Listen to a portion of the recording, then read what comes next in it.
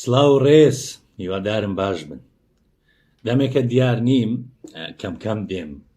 بەڵام دوێنێ ڤیدیۆیەکی نور محەممەد بریفکانیم بینی ئەو کابرایی لە تەنیشتمە 37 دقە قسەی دەکا. لەو 37 دقەیە کۆمەڵک تۆماری دەنجی، بنەماڵەی بارزانی، بەرپرسانی پارتی، ململانەی نێوان کەسەکانی بنەماڵەی بارزانی، ینی لە کۆی قسەکانی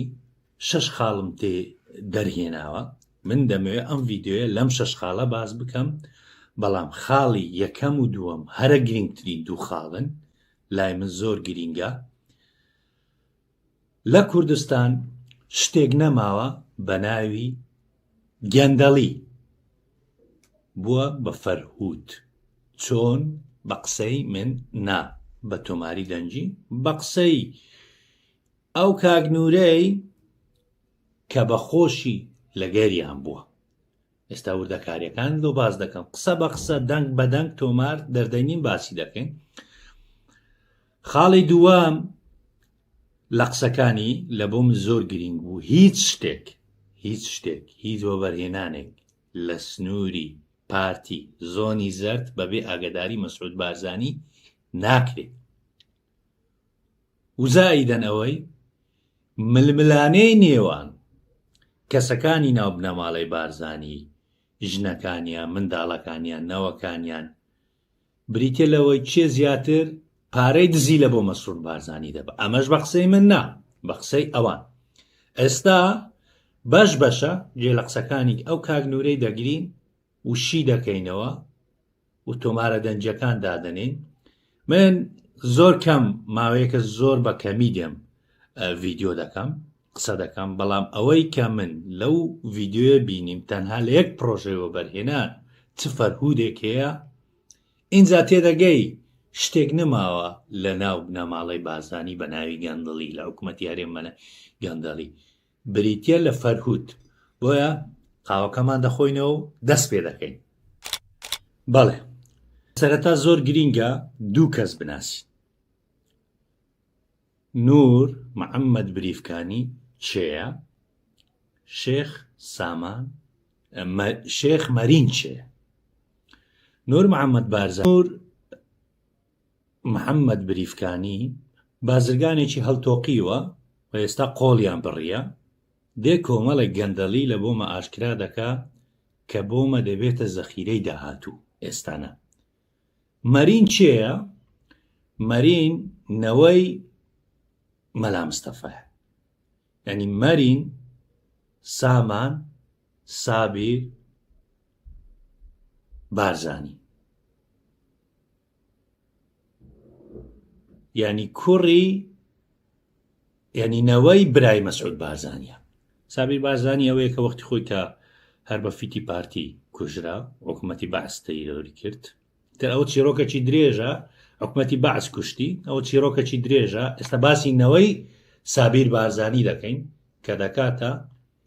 برای مەسعود بارزانی و خەریکی چییە. ئەم دوو ناوە گرنگ بوو بزانین لە دەستپێکدا.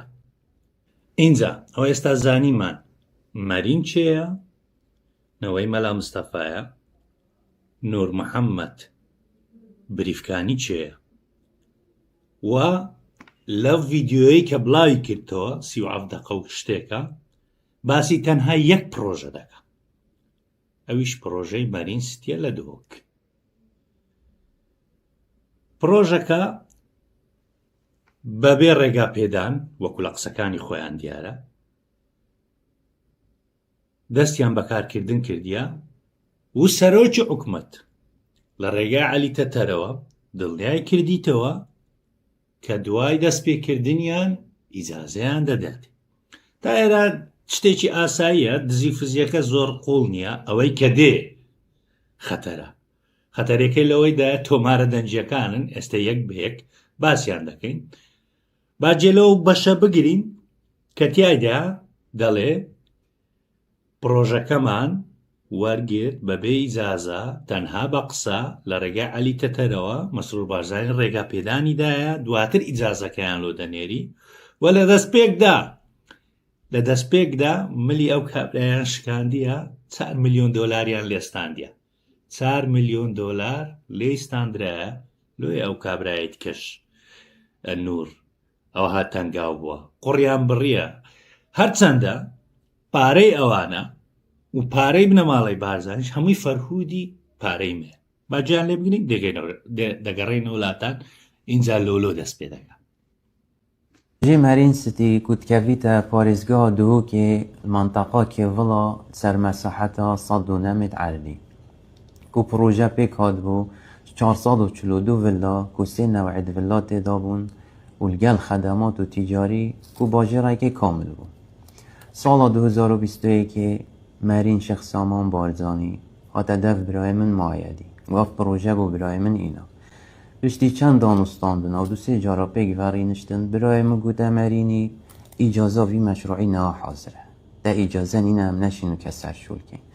گوته سروکی حکمته یا گوته من هر شول که حتی از اجازه با هوا ورید کن گوته برای مجی تو تشی وی آخفنه بخود تأکید کن برای من رابو تلفونا محافظة دهوكيكر دكتور علي تاتاري دكتور علي تاتاري قوتا براي من فعلا ساروكي حكماتي تلفونا مش ياكري يا قوتيا من سر خاطرة شيخ ساماني بلا بچنا سر شولي وشولي خود دست ببكن حتى اس اجازة وريد كان دكتور علي تاتار موجودة هنشي مخوب سياراوي بكن پشتی اینکه برای مجی دیسا گوته مارینی دابرینی نوه و سر اتفاقات خوب آقوین درسته بری عقدا خو گریبدن و بری هیچ اتفاقی که بکن مارینی گوته برای من طلبا 4 میلیون دلار مقدمش برای من کرد برای مجی گوته یعنی 4 میلیون دلار شیرینیه و چی از دمت آنجی دش حساته و حیوانه و مشروعی کجم گوته ندش حسامن و مشروعی برای مجی گل شریکه که خو افکار مقدما دامارینی دوای دەستپێکردنی پرۆژەکەیان بە ماوەکی کورت دوای مانگێک دوای ئەوەی کە کەلوپەلی بردە سەر شوێنەکەی دووبارە مەرین بارزانی داوای 600,000 تکەی لێ کردیە 600,000ەکە لێرە گرنجەکەی لە قسەکانیدایە کە دایدەنێم ئێستا دەڵێ ئەو 600,000م لۆ بنێرە سویس ڕای یانی پارەی خەڵکی کوردستان فەرهود دەکرێت لە بۆ ئەوروپا دێتن دەنێردرێتە سویس ڕای چکەوانە دەزانن ڕۆژیان لە کوردستان هەتایە نییە ماوەچی کەمیان مایە جێ لە قسەکانی بگرێت پشتی هەیۆمەکە کورد مەرین هاتە دەف برای مەوە طلبا 600,000 دلار دیش برای من کرد گوتی من ساخەکە هەی ئەم دێڤۆ پارە بۆ خەستەیەکە سویس ڕۆ ڤڕێکە گوتی هەر ڤۆ پاراژیش حسامنە ئەیوانە بڕە برای من ئەو پارەژی بۆ ڤڕێکردن 600,000 دلار و ناوێژم کال vێرێ ئەس دبێژم یە پاراستیەل دەف پاش ماوەیەک پرۆژەکەی مەرین سیتی بەو کابرایە ڕادەگرن بەڵام لێرە چەند ناوەک دەرێ ناوەکان زۆر سەیرە یەکەمیان فەرەیدون سکرتێری مەسرور بارزانیە ئێستا بە قسەکانی خۆشی جێ لێ دەگرن دووەمیان موسا ئەحمەد بەرپرسی دەستگای خێردزی بارزانی نە خێرخوازی بارزانی و پاشان ناوی خێزانی سەرۆکی حکومەتی هەرێمی کوردستان دێنیت جا لێرە سەیرەکە لەوەیدا سکرتێری مەسرور بارزانی چ پەیوەندی بە پرۆژەیەکی و بەرهێنانەیە سەرۆکی دەستگایەکی خێرخوازی ڕێکخراوەکی کۆمەلگای مەدەنیە بەس پارە دەدزی لە خەڵکی کوردستان بەو ناوای دایاننایە چ پەیوەندی بە لایەنی قانونی پرۆژەکەیە و پاشان خێزانی سەرۆکی حکومەت چ پەیوەندی بە ڕایگیرانی یاخود دەستپێکردنەوەی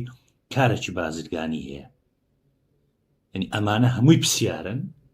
ئێستا تاوەکو ئێستا هەموو شتەکان ئاساییە ئێستا دەچینە سەر تۆمارە دەنجەکانیان گرنجەکە لەوێن دەرە قسەکان لەوێن دەرە بۆیە زۆر گرنگە لام بگەینە تۆمارە دەنجەکان قسەی لەسەر بکەیت با جێ لەو بەشە بگرین دواتر دەچینە سەر بەشەکانی ترین هاتیە ڕاستاندم گو مەرینی داوا یال ماڵا مستەفای کری و ماڵا مستەفایژی داوا کال مەرینی کری سەرۆتەندەرێکی وەزارەتە سەحە گو وەزیر سەحەی پێ ئاگادارە مە هەزرد کرد و سەرۆ vê وی آریشا ناف بین او دا پروژه هاتی راستانده بس دی بو هوا بیجم و سرات چو بو دیگه همه وی نقطه پشتی هنگی فریدون عمر آقا سکرتیر سروک حکمت و موسی احمد سروکی دزگاه خیرخوازی بارزانی نبرای من چنینه خو عادی که امیل هیویا مرینی و بابی مرینی که شیخ سامانه و متا مرینی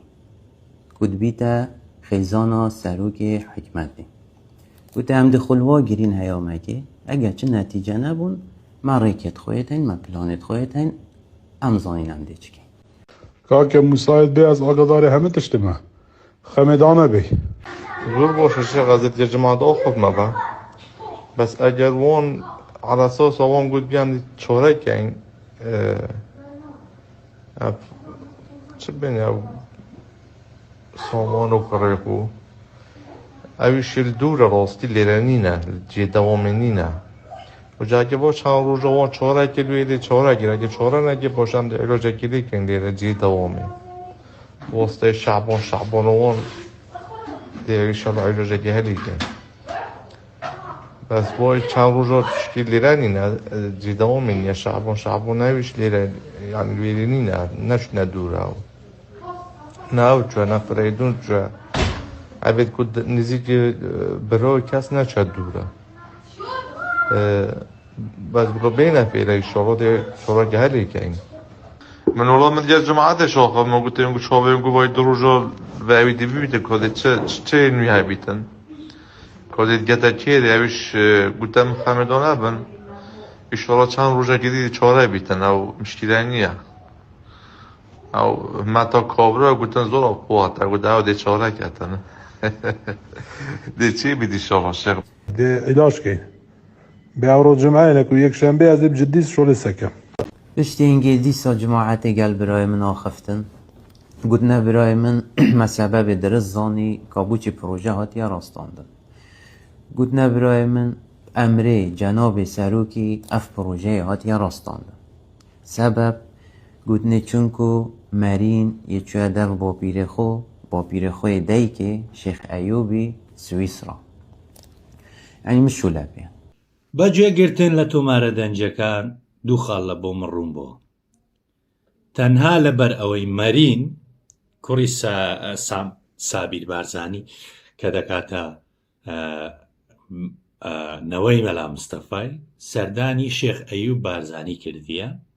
دوێ هەموو شتەکانیان لێ هەرقەلە کردیە و پرۆژەکەی لێ دەستینەوە خێزانی سەرۆکی حکومەت موسا فەرەیدون ئەوانە هەرچیان کرد فشە بوو باش خاڵی دووەم لەو قسەکردانە کە لە بۆ من زۆر گرنگ بوو لە دەستپێکیش باسم کرد وتم 6 خاڵ لەناو ئەم قسەکردنەی ئەم کوڕی لە بۆ من گرینگە ئێستا دەگەینە خاڵی یەکەم خاڵی یەکەم ئەوەیە هەرچی گەندەڵی نەها فەرهودە لە کوردستان بەبێ ئاگاداری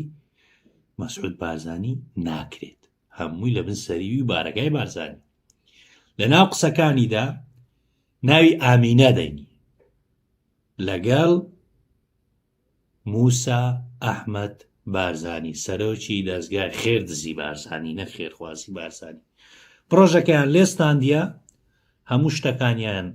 لێوەرگرتەوە بە قسەی ئامینە چێە ئامینە زیکری نوێنەری تایبەتی مەسعود بارزانیە لە بارەگای بارزانی یعنی قسەکانی مەسعود بارزانی ڕێک لە ڕێگای ویۆ دەکرێت یعنی بە کوردیەکەی پرۆژەکەیان لەو بەستە زمانەیستاندەوە بە قسەی مەسعود بارزانی یعنی دزی فزیەکە هەموو لە ڕێگایە و ینی فەرهودەکە لە ڕێگای بارەگای بارزانی دەکرێت هیچ شتێکی لە بارەگای بارزانی بەبێ مەسعود بارزانی ناکرێت ئەمە خاڵی یەکەمە لە دەست پێ گوتم لە بۆ من زۆر گرینگە کە بە قسەی خۆیان بە دیکۆمنتی خۆیان ئێمە بیسەلمێنین هەرچی فەرهودە لە کوردستان بە مەسعود بارزانی ئاگایریە ئەمە خاڵی یەکەم هنگێت ناف بارەگای بارزانی دا ئەمرێ جەناب سەرۆک بارزانی لجنەک هاتە پێکینان هەر وەکیت پەیامە بەرین و کەژیدا من دیارکردیم چۆی نەوێرێ پرۆژه ئاریاستی دا 17 مليون دولار كحساب برای ما بوند پروژه داشت موار گرتن که مقدما من 12 مليون دولار حسا حقی دزگاه درز داوه دزگاه خیرخازی بارزانی که مجموع بیتا 29 مليون دولار بش آریاستی بش پروژه آریاستی برن وش هر 7 پروژه مجموع برینو که جیمنا دا دیار کرن 49 مليون دولار وان کسای بری و پیامه دا از بحثی مارین ستید کم پروژه مارین ستیدا ناف بارگای بارزانی دا 442 وله هاوت نسر ناوه دزگاه خیرخازی بارزانیش مستاند که دزگاه خیرخازی بارزانی ایک الصاده جی حسان نبود ایدا صاد هاوت نسر ناوه یعنی صاد دونم 442 وله ناف بارگاه بارزانی دا من ستاندن هاوت نسر ناوه دزگاه خیرخازی بارزانی صاده کر نسر ناوه خاڵی دووەم کە لە ناوقسەکانی لە بۆ من گرینگە ببینە وعدەکانی بارەگای بارزانی مەسعود بارزانی لە بەرامبەر خەڵکی چەندە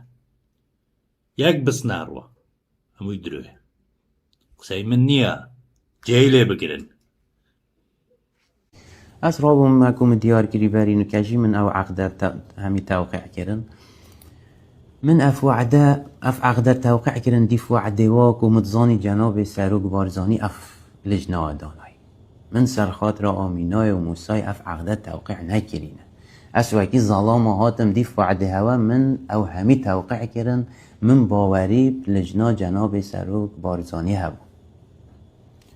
که حتی نکه ایک مشکلا منو خلقی حل نبویه و روش بو روش خراب داره و هر وکی بری نکه جی مدیار کری یه پلانا سرمدانن و یه تهمات دیف مبرن خاڵێکی تر لە قسەکانی کە زۆر گرینگە لە بۆ من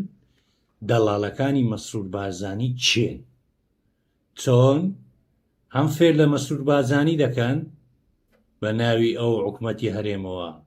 دزی لێ دەکەن خۆیان دەوڵەمەند دەکەن چۆنیش لەم ڕێگایەوە پارە و پول لە بۆ مەسرور بارزانی دەبن ینی ئەگە 10 دیناری بدزن داوای 10 دینار لە خەڵک بکەن 5 دیناری لە بۆ مەسروری دەبنەوە 5 لۆ خۆیان دەدزن دەڵاڵەکان چێنە فەرەیدون عومەراغا سکرتێری تایبەتی مەسرور بارزانی ئەو وێنەکەی لە تەنیشتمە لەگەڵ موسا ئەحمەد بارزانی سەرۆکی دەستگای خێرخوازی بارزانی جێ لێ بگرن و همی گاوا فریدون عمر آغا سکرتیر سروک حکمته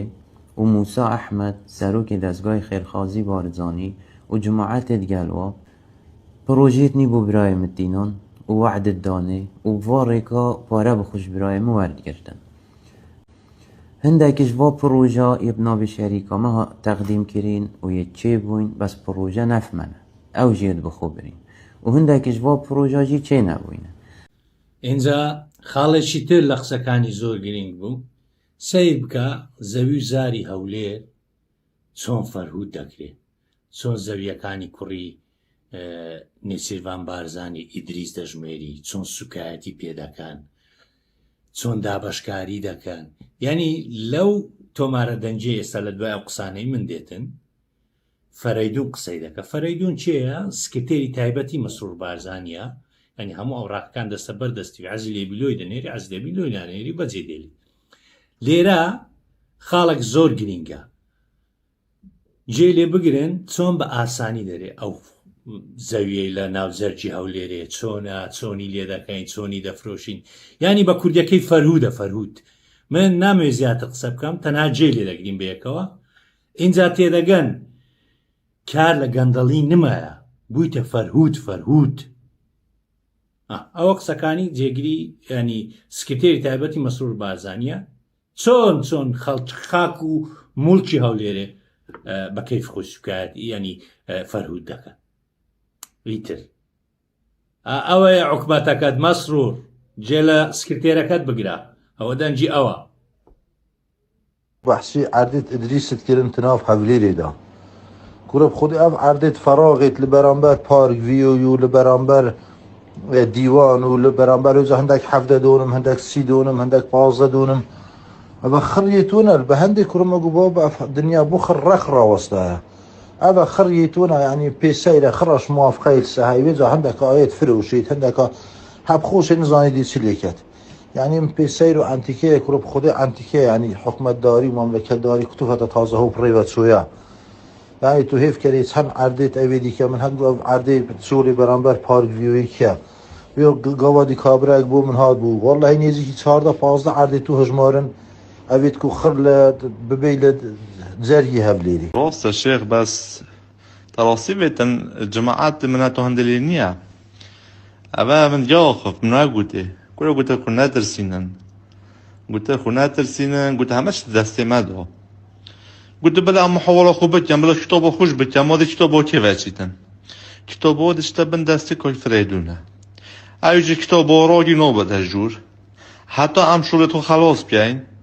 يعني وجب مانجا 2 مانگا راد گیری کتابو حتی هم شروع خلاص کن لدایره کالا چیل دایراش او اوان دایره نکرنه ده هم ده چین برای دایره کن کمه دایره کرن هم ده بین جوریش ده خو خلاص کن باشیده ده یار بیشول بیتن یعنی باطل بیشول اوان انا خمیدانه به ایشالا جمعات فکر همش ترکیره وقتی شب برا جوش على تراصيل بيتن حتى شغله که بو دکتر آرازت کردن استثمار حزبه 20 شغله دی بو دستگاه کردن حتی شغله که بو آرازت کردن 40 شغله دی بو استیر گروپ کردن yani her de cihetiş evet ku am dedge dobin inşallah evediş inşallah şolet boje inekken hiç xemidona ba ئێستا جێلێ بگرن سکرتێرەکەی مەسرور بارزانی فەرەیدون چۆن گاڵتە بە سەرۆکی عوقبەت بە بڕیارەکانی بە پرۆژەکانی و لەوەش خۆشترەوەیە بەخۆی بە موسا ئەحمەد بارزانی سەرۆکی دەستگای خێردزی بارزانی لە قسەکانیان دەڵێن هەر شتێک لەو کوردستانە ببی لە دەرزی هەتا چیای دەبێ ئەمە شریک بین تێدا ئەوەیە فەرهوت من زیاتر قسە لەسەر ئەوە ناکەم دەمەوێت دەنگەکان بە خۆتان جێیان لێ بگرن چۆن باسی یەک بە یەک ناوەکان دەکات پارێزگار سیروان محەممەد شکوری ئینجا بە قسەی خۆشیان دان بەوە دادەنێن لە دەرزی هەتا چیای دەبی لەگەری شریک بن ئەیژینا کار ناڕوە لەو کوردستانە ئەوەیە دەسەڵاتەکەی برای زل أنا شيخ مسألة شريكية همه شغل شريكين هل لدرزي بجرا حتى سجنه اگه خودت چی بکرد من رو گویی میگویم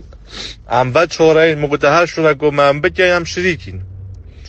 جود گاستر بید یا بابستر بید یا هر چی کسی که بید هم شریکین دیگه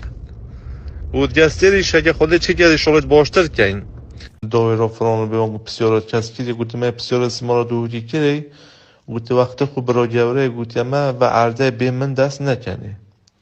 موقع زور باشه مادام تو و افشاره سر تشید بو سوا عرضه وجود صبات التلفون که بو محمد شکری کردن على اساس هر کسی که دیش بچته یک دعوا بکردن نداده و عرضه اف عرضه حجزه و تلفون که بو محافظش کردن علی تتره دیو بتوش دیویت و عرضه ما بی آخفته من شغلت به های شغلت براینا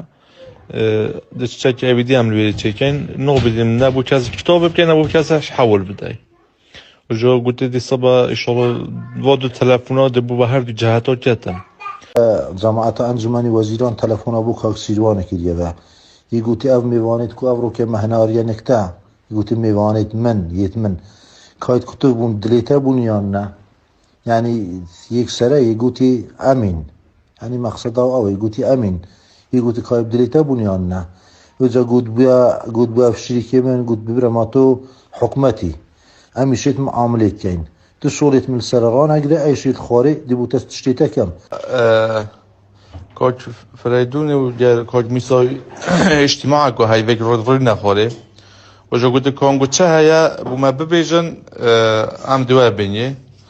منش قلت بوش از دي الشيخ اخر بوش دي جوبون قدام با قلت كود مساج بو تلفون كلبي بو فايدون قلت اون دو يكدو ببين كونغو تشاهيا دو بكين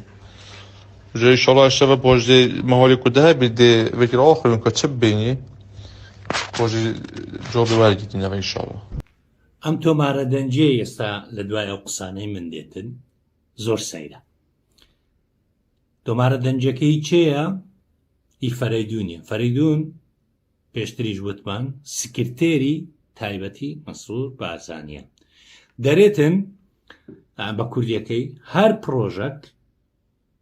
ئیستیسمار لە کوردستان بکرێتن بەشێک لە بۆ حکومەتی هەرێمی کوردستانە.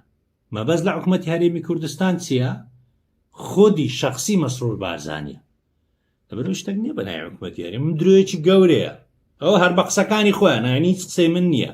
قسەی خۆیانە. دەرێت لە هەر پرۆژێکی ئیستیسماری لە 120 لە بۆ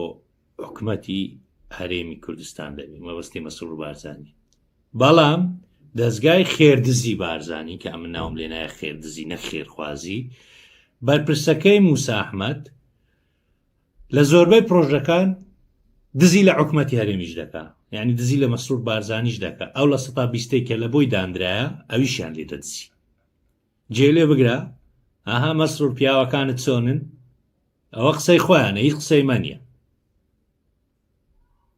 شەوێ ئەم دێت هات موسای ڕوونشتین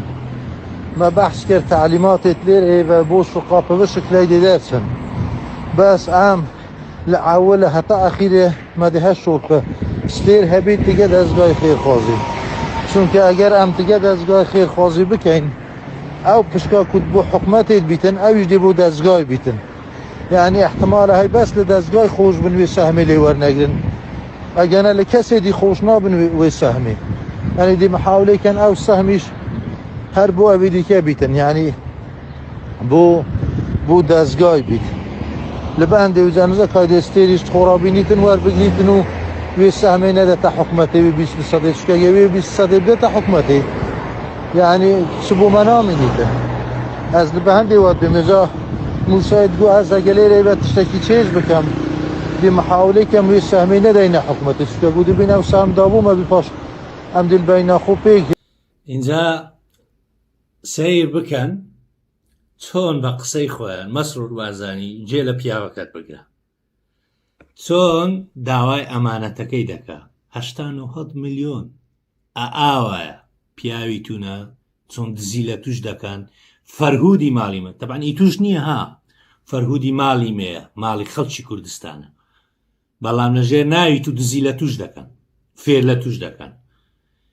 یعنی ئەوەیە دز فێری لە دزی دەکات. ژێ لێ بگرن چۆن بەدەوی خۆی دەڕێ ئامانەتەکە گەیشت 89 ملیۆن کەم نییە.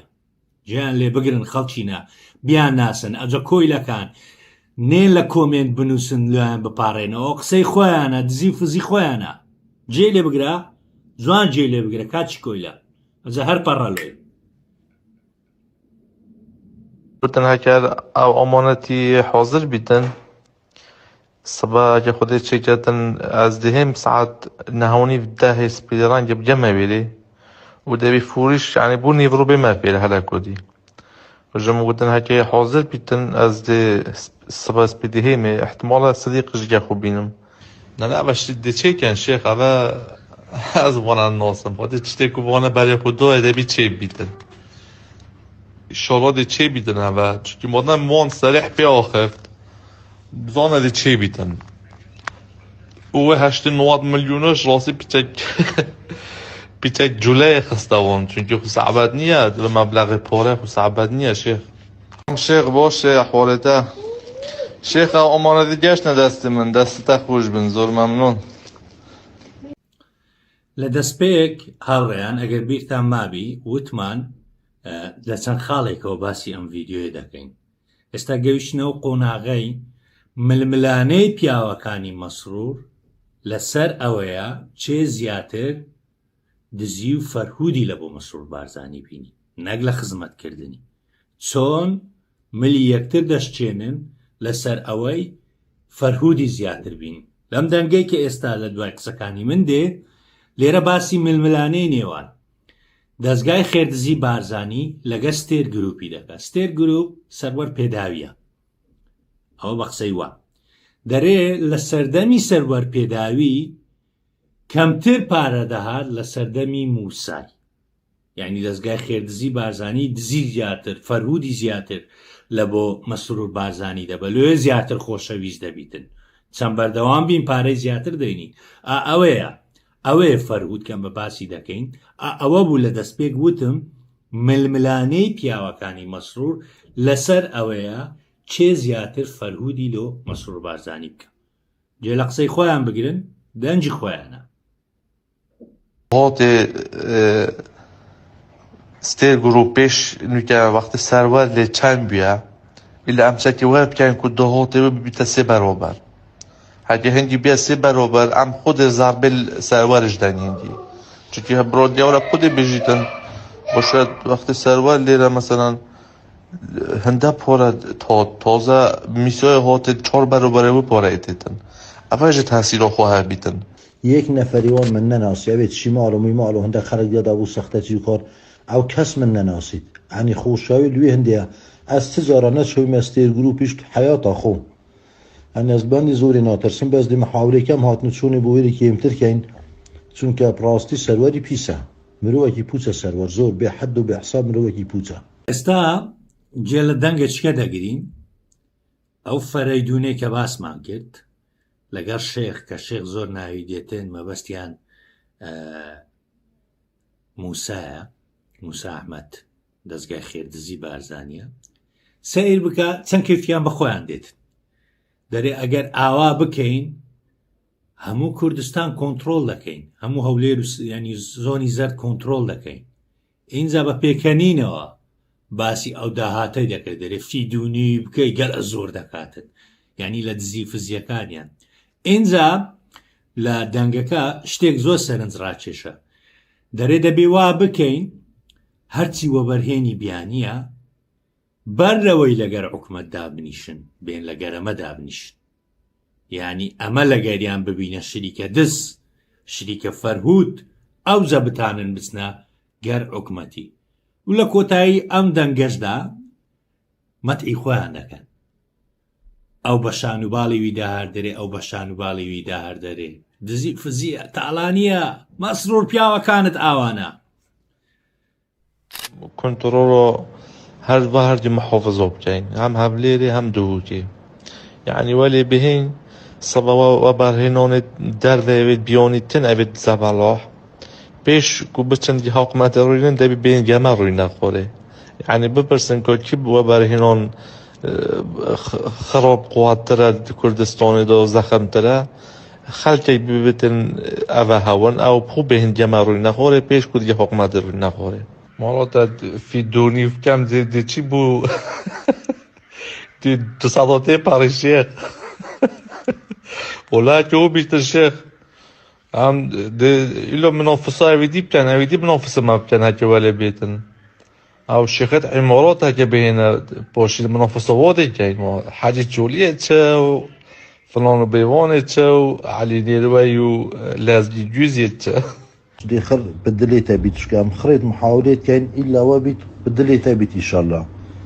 يعني نزع هداك تشتا ها خدياتي انت سليك از بيم دي زور باش بيت دي مشهور بين دي ناو بانجي تاتشي دي بو احتباراتا براستي هم حنرا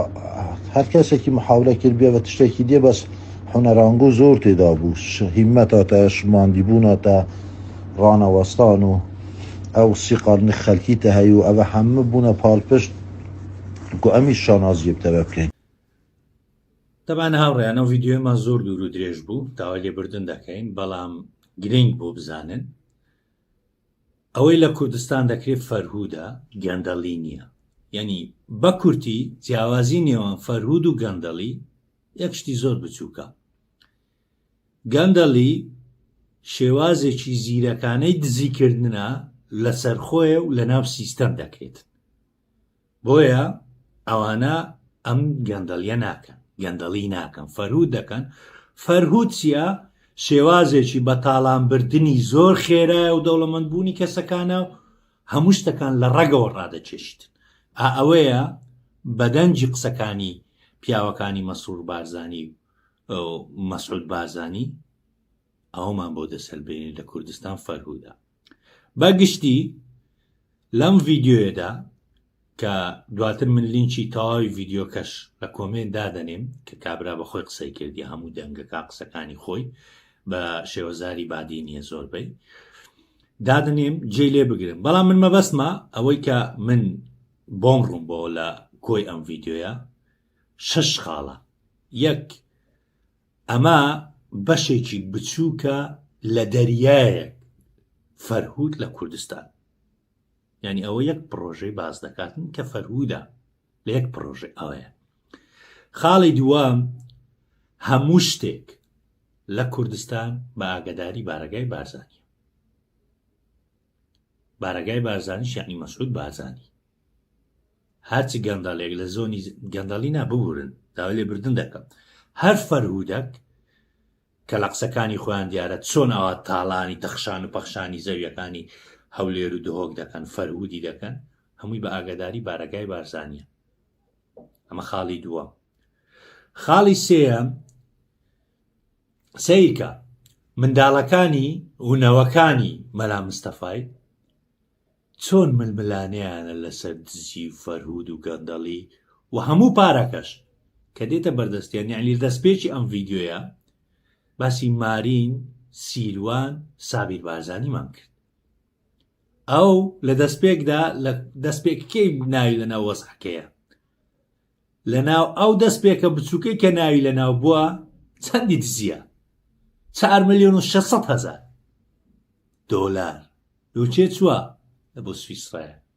سێ بکە مناڵەکانیان، نەوەکانیان، ژنەکانیان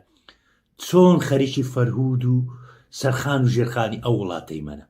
خاڵی چارەم، بەشی هەرە زۆری وەبەرهێنەران لە سنووری زەرد و لە سنووری سەوزیش بە هەمان شێوەیە، بەڵام هێشتا کەسێک ئاوا لە ناوی عەقید نەبووی تۆ بێ باسی ئەم بکە.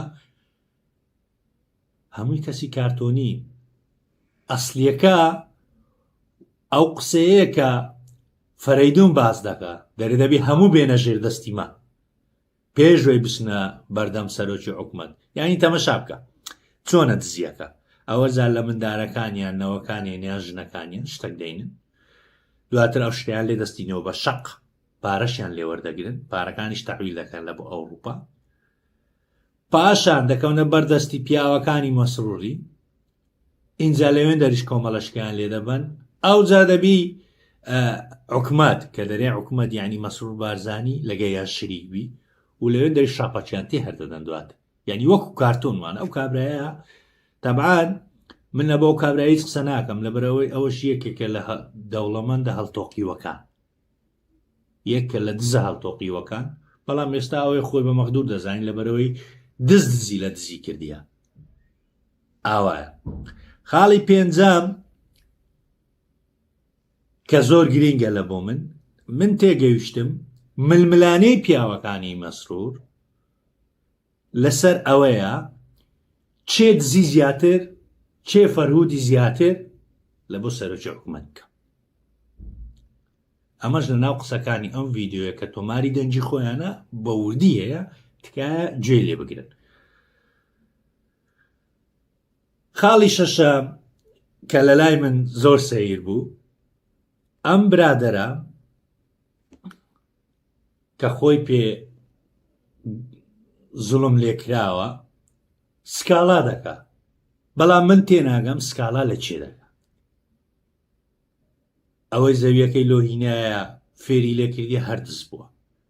ئەوەی لێستانتەوە کە بارەگای بارزانی هەردزە،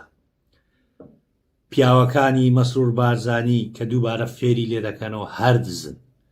حکومەتی هەرێمیش کە مەسرور بارزانی هەردزە. یعنی سکاڵا لە چێ دەکەی. بۆ من تێگەیشتن لەم ڤیددیۆیە یەک لایەنی زۆر گرنگی هەیە. ئەمە بۆ ئێستا نییە، بۆ بەیانیە کەم دەسەڵاتە دەگۆڕێ، چۆن پشتەملی یەک بەیەکیان دەگیرێ، ئەوە دەبتە ئەرشیف. سەدانی وەکو من، سەدان ڤیددیۆ تۆماری دەنجی ئاوای لایە کە ڕۆژگارێک دادێتن بە دیکۆمنتەکانی خۆتان بە دەنجی خۆتان بە ڕەنجی خۆتان هەمووتان لۆ لێداتەوە ئەگەر مردبیشن لە قەبر دەرتان دەین دادگاییتان دەکەین تا ڕۆژی دادگای گەل دادەیت بەڵام ئەوە کەنجیە دیار نییە بەیانە دوو بەیانە 10 ساڵی ترە بەڵام ئەم ڕۆژە هەردێ بۆیە من زیاتر کارتان ناگرم هاوڕێیان من ئەو ماوەی زۆر کەم ڤیددیۆ دەکەم بەڵام ئەم ڤیددیۆیە بەڕاستی سەرنج ڕاکێش بوو لەلام بۆیە ویستم فەقەرەشی بکەمەوە بە تۆمارە دەنجەکانی خۆیان هەم بۆ ئێمە هەم بۆ ئێوەش لە داهاتوو وەکو ئەرشیف بمینێ و نوسخاسلەکانیش لە لای ئێمە هەیە ڕۆژگارێک دادێ سەدان کەس خەریکی ئەوەن بەس ئەم شتانە کۆ دەکەنەوە و فایلیان بۆ دەکەن و